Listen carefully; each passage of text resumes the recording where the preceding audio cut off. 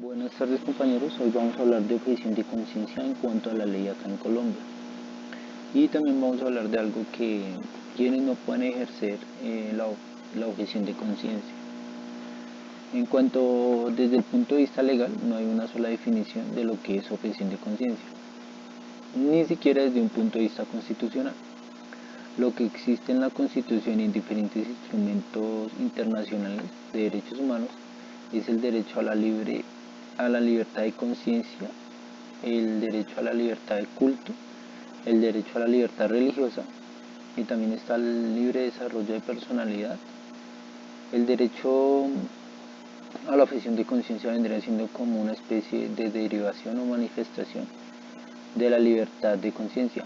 La Corte Constitucional lo que ha dicho al respecto es que instantáneamente, si hay una ley que desarrolle el asunto conceptualmente, el derecho a la objeción de conciencia tiene que respetarse y tiene que aplicar directamente. Entonces, uno de los ejemplos de poco desarrollo legislativo que ha tenido el tema de objeción de conciencia es la ley 1861 del 2017, que es la del servicio militar. Esta ley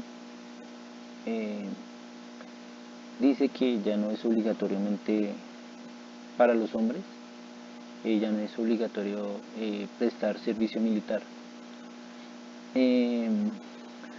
Esto depende de cuáles son las circunstancias desde las que se plantea la objeción de conciencia.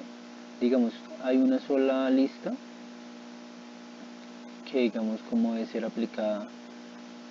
No hay una sola lista que digamos tiene que aplicarse así, bueno, o una serie de pasos para seguir.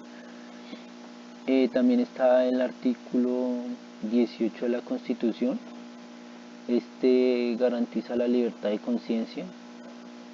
Nadie será molestado por razón de sus convicciones o creencias,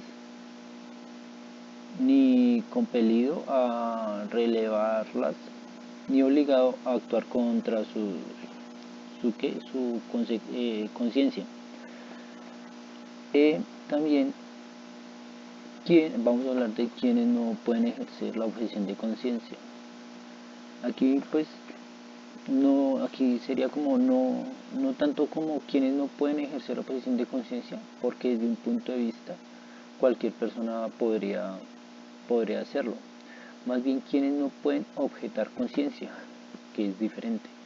Y digamos que si hay así unos limitantes, unas limitaciones establecidas por la Constitución desde hace muchos años, fundamentalmente en la sentencia 755 del 2006, que es la sentencia relativa al aborto. Y básicamente ahí lo que dice es que, entre otras personas, no pueden objetar conciencia las personas jurídicas, sean públicas o privadas. Una clínica, una empresa, una entidad del Estado no puede objetar conciencia porque son instituciones y no tienen conciencia que objetar. Hay unos ejemplos que son los jueces. Este es porque son como un segundo tipo de personas que no pueden objetar conciencia. Los jueces no pueden en el ejercicio de sus fundamentos objetar conciencia porque ellos siempre van a fallar en derecho. Ellos no pueden fallar en conciencia.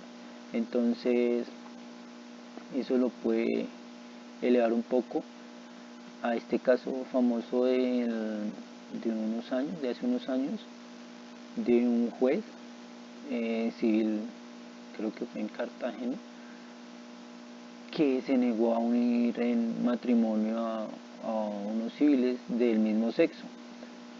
Entonces esas personas, digamos los jueces,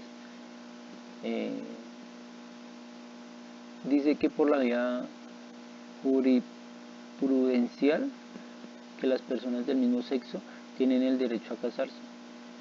Entonces Él por sencillamente como por objetar conciencia y también como por creencias religiosas él se negó, y entonces ya podemos ver que un juez por ser segunda persona no puede objetar conciencia.